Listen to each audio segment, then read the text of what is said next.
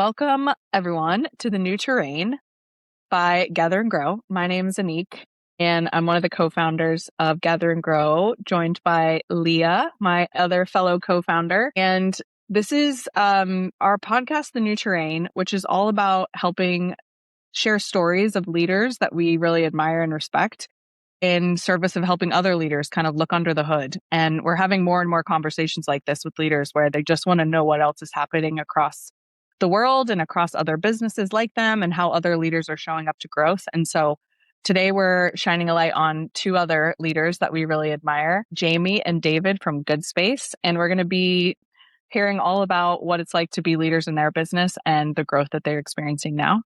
So I'll give you a second to introduce yourselves. Maybe David, you could kick us off. Who are you? Where are you in the world? What do you like? Yes.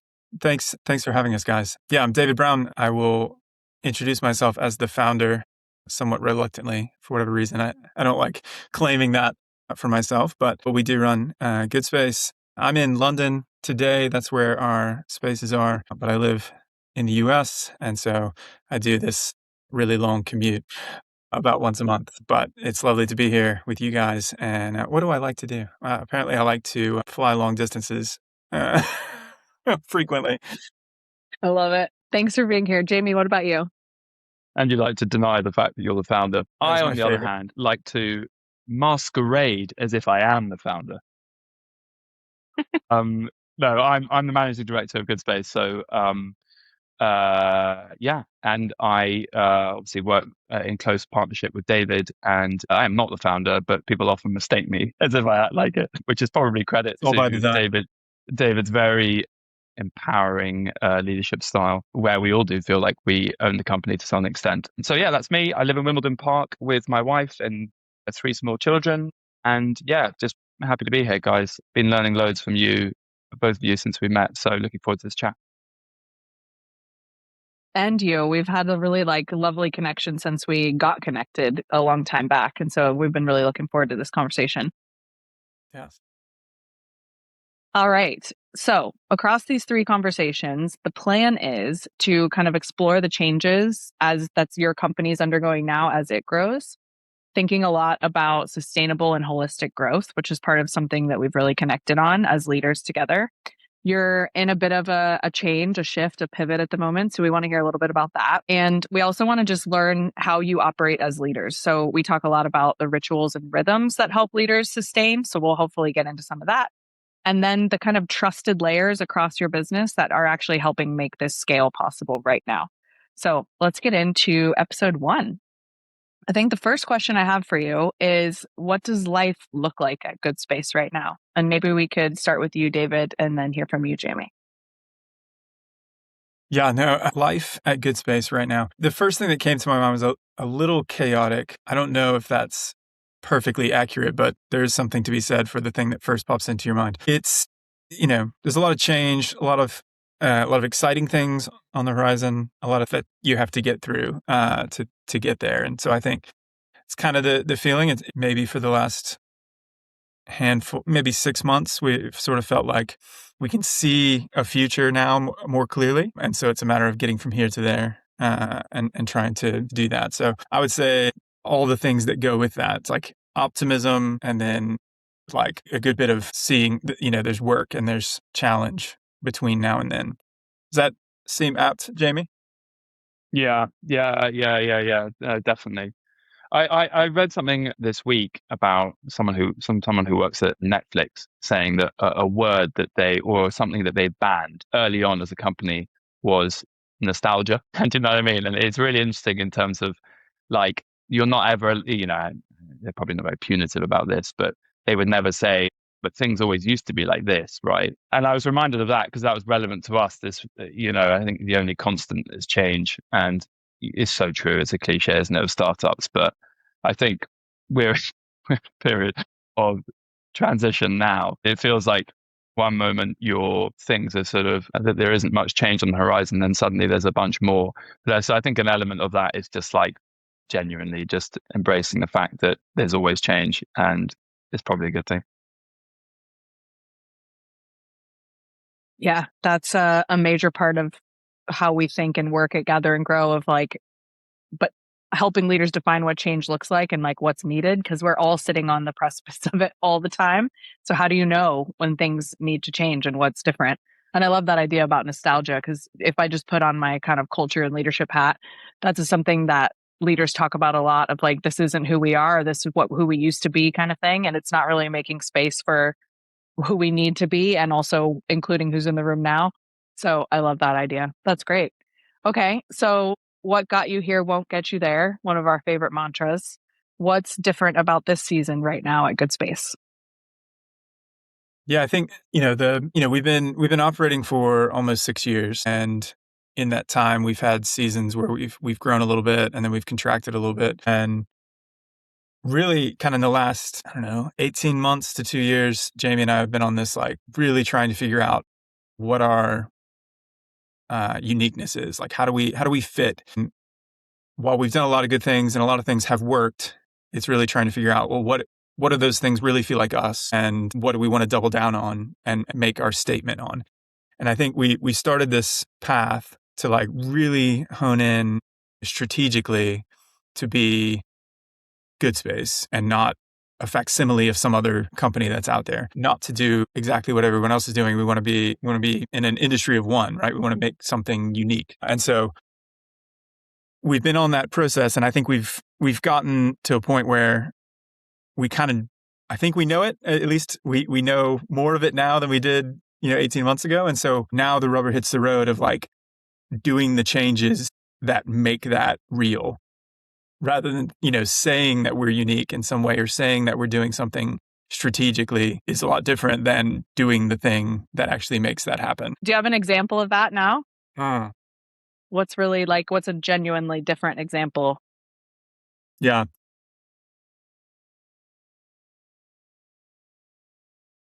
Jamie, do you have one that pops into your head? It's interesting, yeah, because I think we've been massively inspired by this guy, Alex M. Smith, is it David, who wrote the No Bullshit Guide to Strategy. Interesting, in his work, he talks a lot around that actually a big portion of it is not just coming into companies and helping them figure out their strategy, but like David said, the execution. And I think it's exciting writing something, figuring out your unique value and your DNA. But then the actual courage bit, the hard bit, is actually doing it, like David was saying. So yeah, well, at the moment, it's interesting. We've been doing some of the things, and I'll give you some examples. Interestingly, the output of those examples, there's more than just kind of greater traction with members and kind of revenue and that sort of thing. It's more that actually, I think, as a team, the level of excitement that comes where you make decisions that sacrifice one thing but lean more into who you are, there's just a level of energy that comes from that just can't be replicated through anything else. So examples for us are, we're effectively all about the isolated and the independent. That is the person we're serving. And we realize that, a lot of the co-working market services, enterprise customers, they're for larger kind of B2B outfits, the rest of it. We're like a massively consumer focused product. And we're all basically for people who might otherwise be working from home or cafes and that kind of thing. So their main issue, they've got two things they really want. It's to be around other human beings, so the community element, the sort of friendship element, but also focus. So we always talk about focus and friendships basically as the two major outputs of interacting with our work clubs. And we were thinking, if that's true, if that all that is true, then what impact does it have on, having traditional meeting rooms, the traditional kind of glass bowl boardroom meeting rooms? Does that really serve our members best? So we're having a complete rethink of that and kind of ripping up the rule book. Another one is we've got a series of our kind of prime small individual spaces, especially where I'm sat right now, actually at Islington, which a typical kind of co-working operator, or with perhaps previously with our, we may have thought this is great for a private studio, private office, or a meeting room, if you're purely thinking from a revenue and generically in terms of the market. We actually have recently been making our best spaces available for individuals. So right now I'm in a focus booth, and you can't see that here. If you're listening, I just showed a little sign where you come into the focus booth, you can book it, it's free, and it's accessible It's there's no extra cost for all of our club members, but effectively it's just like a one-person private studio you can book and just get really good, deep focus and thinking time for yourself. And we've got all kinds of resources via this QR code that help you, like playlists that help focus, all kinds of kind of deep work techniques and Pomodoro technique, all that kind of stuff. Yeah, so we've been leaning into that, and people have been loving it. But it felt rogue initially, and now it's just been kind of exciting to see the fruit of it. That's incredible. Leah, I want to invite you into the conversation.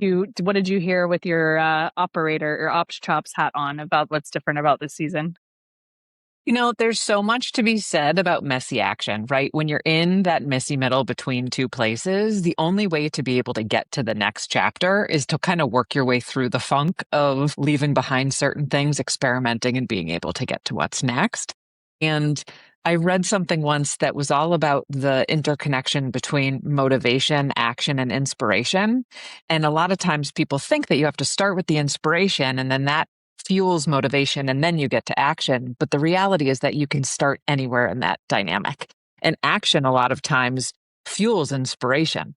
And so what you just said, Jamie, about being able to kind of break the constructs and break some of those things that have existed to just experiment and to see what happens and to see that it's something that would have kind of been held on high, but instead it's actually unlocking some of the best work that's possible for people, right? And of course, I love a Pomodoro cycle. I love being able to have some of those tools built into the space. It adds so much creativity, and that like inspiration piece of that dynamic is being made available by you just being willing to break the construct. So such a cool way to be able to really represent all of those parts of the dynamic within both your own leadership, but also what you're unlocking for the participants of the work club, which is so great. Definitely. And there's one other thought that comes to mind as well, which has been kind of to speak into the kind of fun element of it. Strategically, if we are for independent people, then if you take that to the like farthest reach, then what that means is, and not necessarily for corporates, there's an element to that of misbehaving.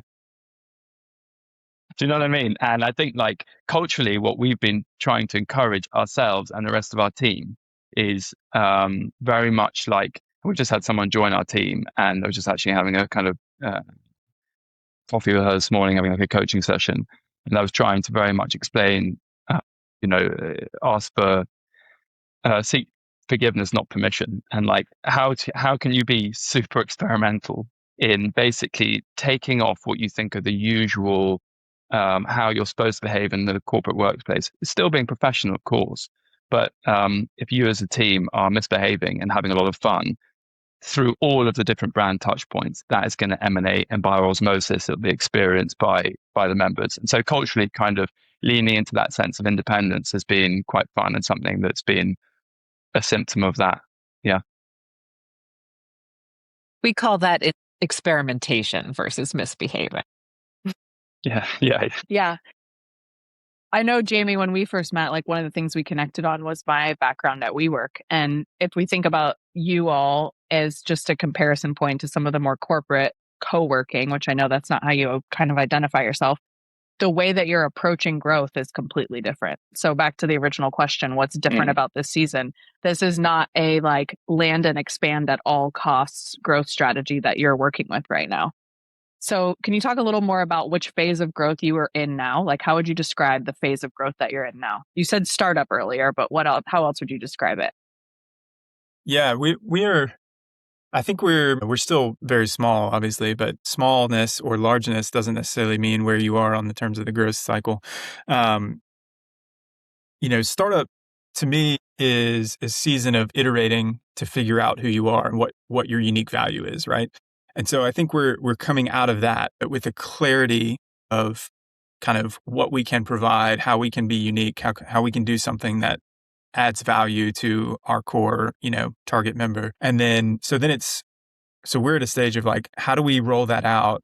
Like, one of the things we talk about is like our theme for the year is like to level up, like professionalize, get better at all the things, and now grow up into being the thing that we now decided and think that we are. And so it's that phase, whatever you might call that. It's a growing up, and that comes before the scale, whatever scale means to us, because we've got to grow from that, reach from a place of being leveled up and grown up as a company. So that's kind of what I would say. Jamie, do you have anything to add to that? I agree. It's basically product market fit, professionalize, scale. We're excited that we've hit product market fit. We're now in the professionalizing stage, and we're gearing up for the scale. I love that. Okay, so in this kind of stop between startup and scale, in this growing up phase you're in, what's something from the way that you lead the team or lead yourself? What's something that's used to work really well but just doesn't work the same way anymore? I think, there's an obvious one that both was forced on us and wasn't necessarily planned, but it's turned out to be something that was really helpful and needed. Was I had to move away from the UK. So me, as the founder, much to my chagrin, that meant I had to get out of the weeds. Like, cannot do things that Jamie or anyone else should be doing. And I now have to do, founder things, right? Visionary things, the big picture things, longer view things. And I think that's helped me to be able to do those things, but it's also helped the team to recognize that they can do the things that I was doing. And so they've been able to grow in those capacities. And so, it's super simple. It's the classic, you need to get out of being in the business and lead the business. And while we knew that we had a little help that forced our hand to get there. Nothing like a little forced letting go of control and forced delegation. That's right. It can Sometimes be very uncomfortable. Yeah, definitely. What about you, Jamie? Well, yeah, I mean, just to sort of expand on that a bit, especially because it's an interesting time that is now in America and working mainly remote, coming back to visit. And we could potentially talk a little bit as well about how we've tried to figure that relationship out working remote. But it's interesting that that's happened at the same time we're doing a fundraise. Because as David says, in some ways, it's actually in this particular moment, there's something beneficial in taking David out of the weeds to be able to focus externally on that. And I think that's been, and some degree, even myself, in like one of my the most important things I'm doing at the moment, whilst it is kind of overseeing the team here in the UK, is like also supporting David in the fundraise. But the interesting thing about it is, I think that there is possibly some degree of guilt that can potentially come with that. Do you know what I mean? Yeah, David, I can't speak for you, but even just for myself, my role traditionally is to support the team, right? So I'm trying to figure out, and certainly like early part of this year, there's certainly, I would see things where I could just so easily jump in, or there were questions or something would be so like easy to do a quick fix. And it's actually been referencing a bit to like what David was saying. It's actually been a helpful process for me to learn that actually it's a delegating and playing more of a coaching role rather than coming in and fixing things. It's probably been helpful anyway. I'd probably get in the way, to be honest. But I think that there is an element as well that's helped me in terms of reframing it all, of thinking two things really. One, the best possible thing for the team is that this fundraise happens as soon as possible and we hit the target we want to on it, right? For a number of reasons. And secondly, that sort of any sense of like guilt of, when you're not necessarily involved in the weeds of the company is only experienced by you. It's not put on you by the rest of the team. Do you know what I mean? And so, yeah, there've been some interesting lessons around that. I could speak a bit more into that if that's helpful in terms of kind of how we've managed that in terms of the fundraise and whilst also managing the kind of internal operations of the team. For one thing, for instance, in our latest quarterly team catch up, David ran everyone through the pitch deck, and I think there's something massive about, because it'd be very easy for David and at times me to suddenly become segregated. Because like David said before, it's like running a separate business, doing a fundraiser. It's like its whole own beast that has its own life. And I think that it'd be very possible to end up in your own world with that.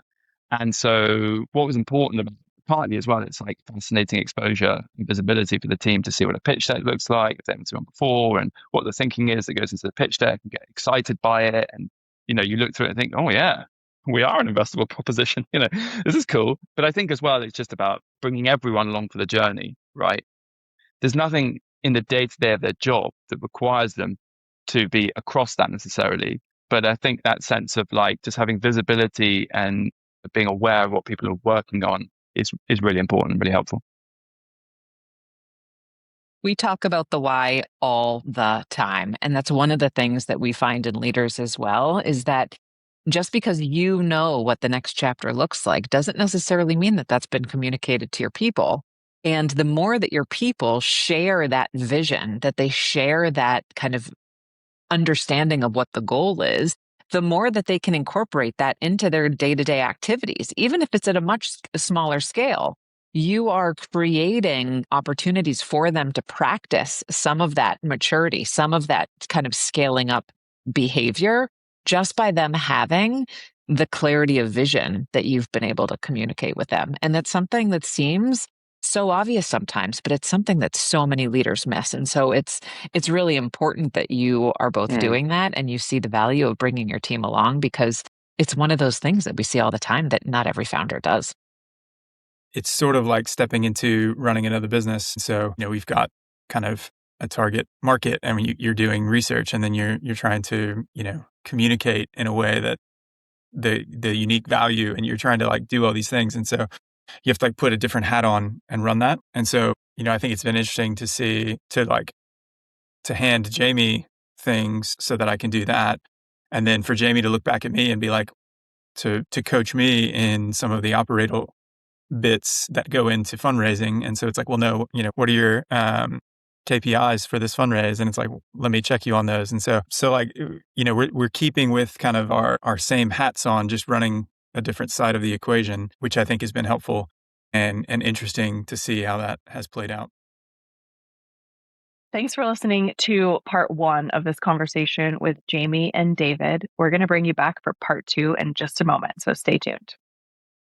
If this series sparks something, please share it with another leader, share it with somebody who you think might be interested as well. And if you're interested in continuing the conversation with us, drop us a note.